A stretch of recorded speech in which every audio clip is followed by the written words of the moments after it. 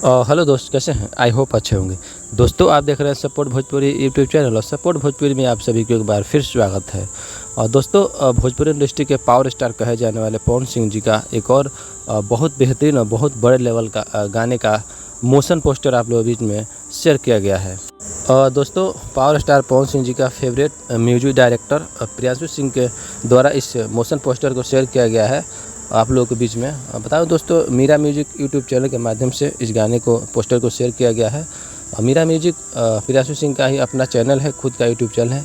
ये गाना उसी चैनल से आएगा। अभी तो कुछ गाने का टाइटल या बोल कुछ नहीं है।